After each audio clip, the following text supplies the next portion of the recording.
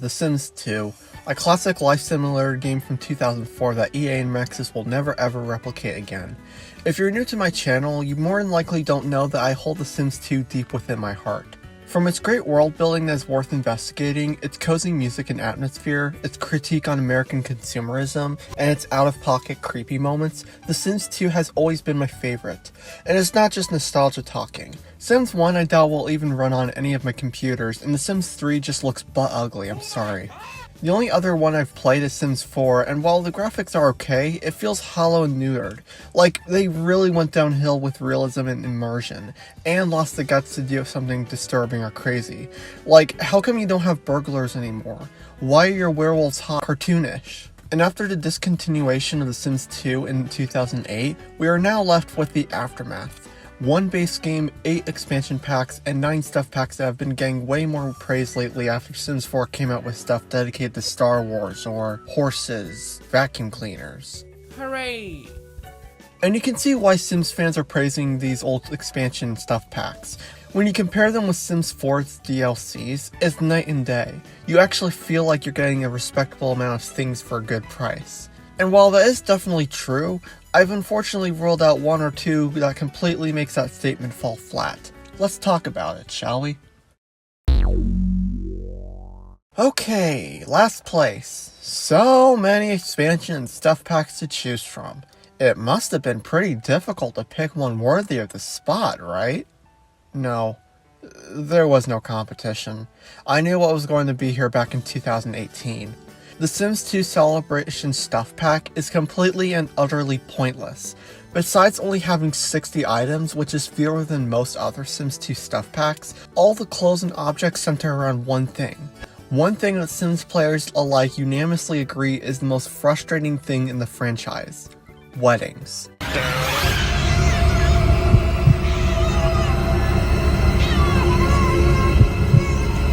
I'm sorry, but every time my Sims are getting married, I just skip the ceremony, because weddings are so hard to organize, and that one thing being the entire focal point of the stuff pack makes it an easy pass, especially when you already get more formal and party stuff from other DLCs. If you want to make it your life's mission to collect all of these stuff packs because it simply doesn't feel right leaving out one of them, then go for it. But if not, save your money. Celebration stuff is simply not worth it.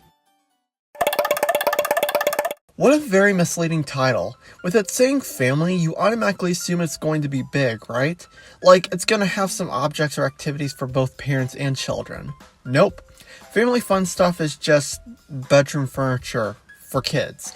Gimmicky costumes like merpeople on dragons. Birthday party stuff.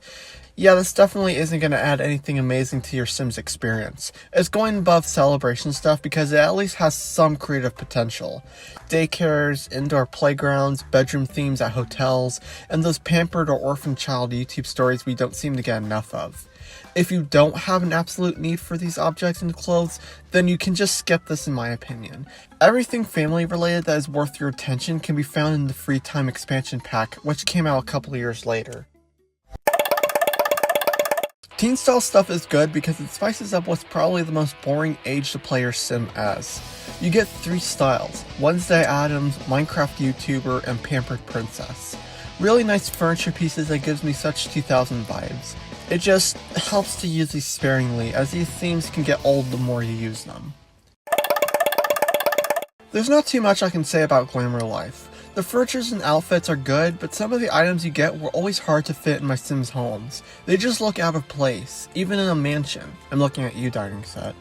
Sometimes I forget this exists, though not as much as Celebration Family Fun. One of the first ever stuff packs I owned after getting a bundle with HMM and Open for Business.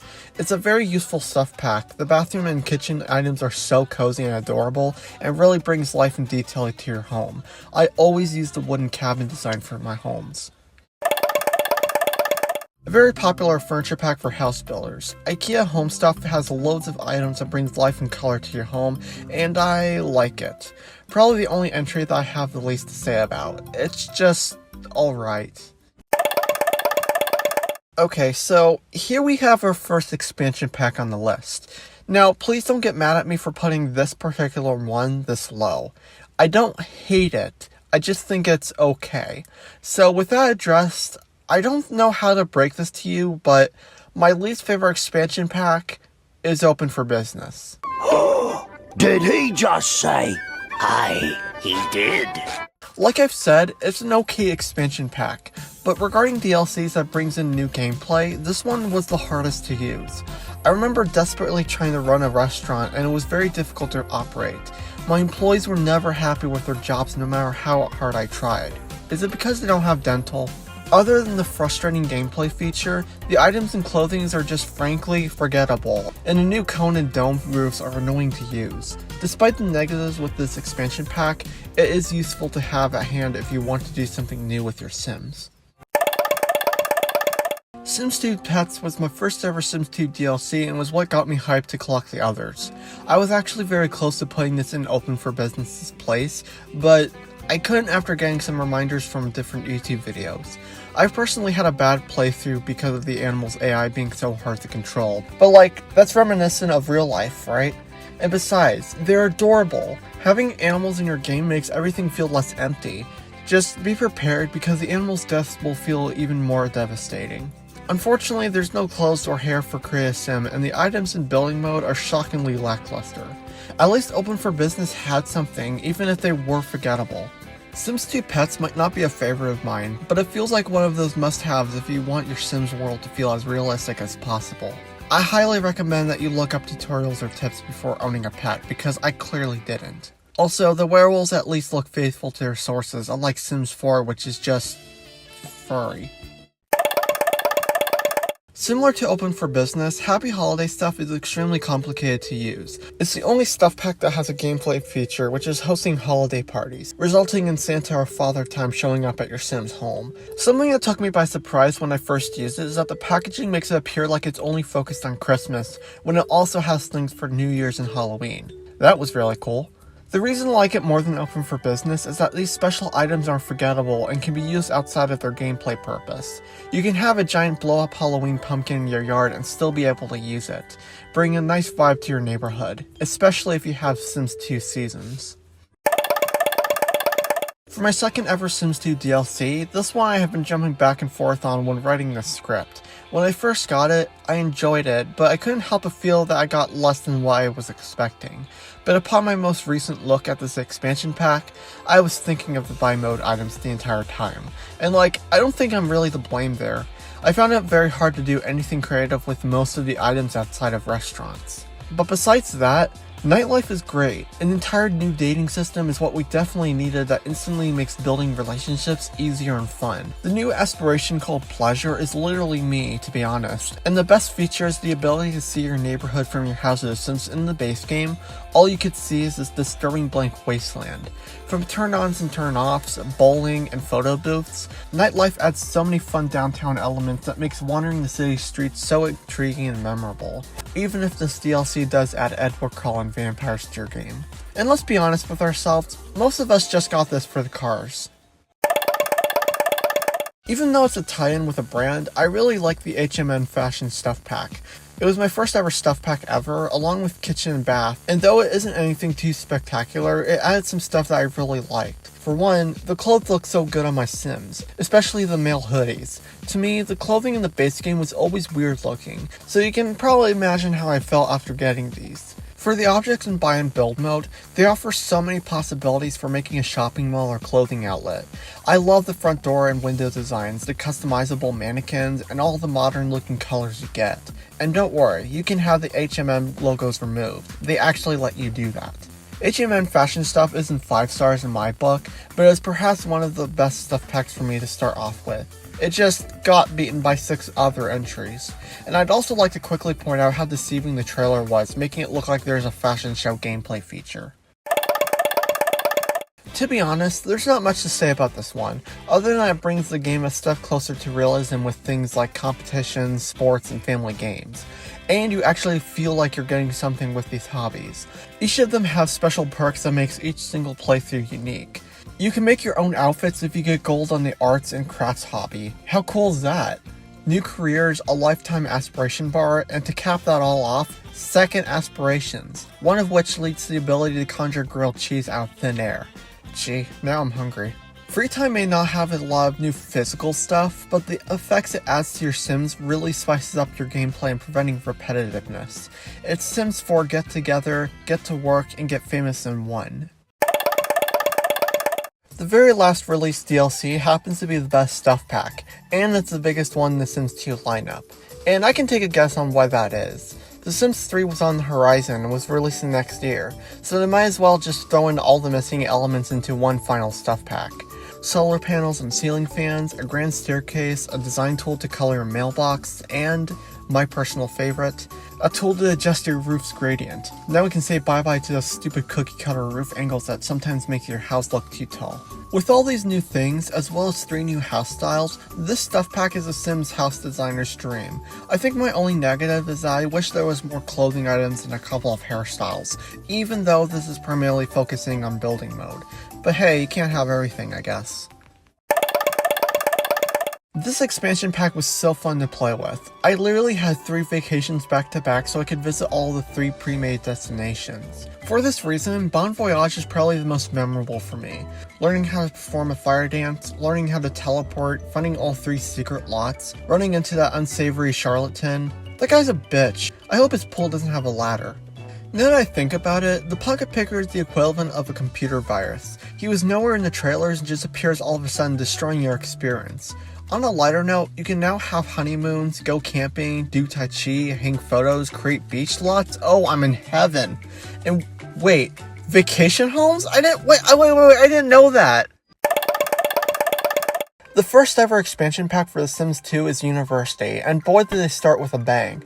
Being a very popular one, if you ask any Sims fan what their favorite Sims 2 DLC is, this would no doubt be within their top 5s. If the 3 pre-made campuses aren't already cool enough, you can make your own and guide your Sim through 4 difficult years of college with a diploma at the end of the long dark rabbit tunnel. Okay, I'm over-exaggerating on the scariness because Sims 2 University adds such a fun vibe to what you'd honestly expect to be a boring playthrough. And when your Sim graduates, you can't help but tear up because of the memories you just had.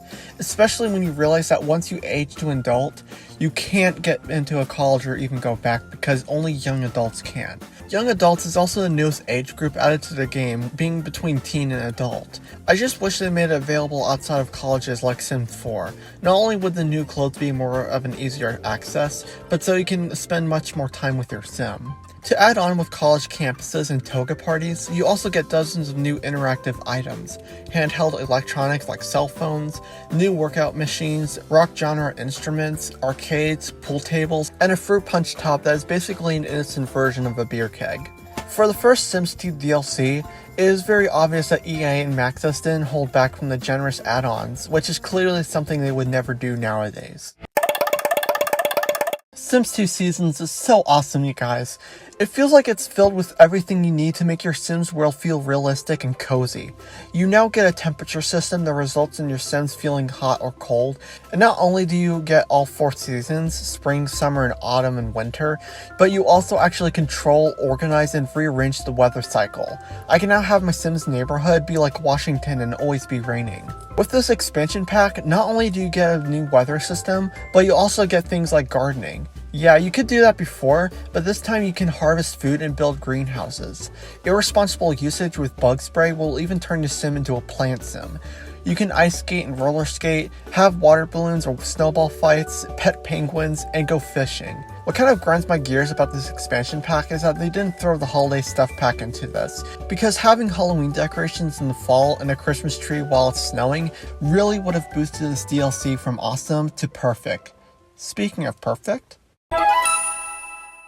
if you played the very last Sims 2 expansion pack or just seen the trailer, then this was probably a no-brainer. Apartment Life is the best and my favorite Sims 2 DLC.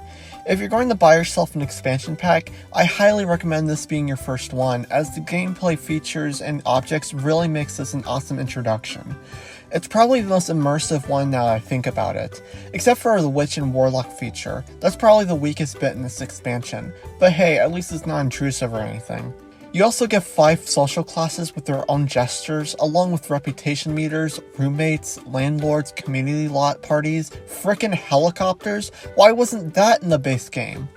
And to finish everything off, this has the most creativity potential for building mode. Not just for elevators, playgrounds, and spiral staircases, but because of the apartment lot feature. You can now make an apartment, duplex, townhouse, or if you use cheats and creativity, RV lots. So much better than Sims 2, which only allows you to customize the penthouse of a skyscraper. So yeah, Sims 2 Apartment Life is the best Disney princess. I am sad that there's no more content for this game and that EA isn't giving out the Ultimate Collection for free anymore, but at least it exists, right? They're not impossible to get if you can find the base game or DLCs on eBay or Amazon. Well, I guess that's all. Leave a comment if you want me to do Sims 4's 3, because this really was fun to put together. Wait, what's this? Oh, it's the 20th anniversary of The Sims 2? Really? I was so eager to get this finished and I actually forgot. Well, to one of my favorite games of all time, happy anniversary.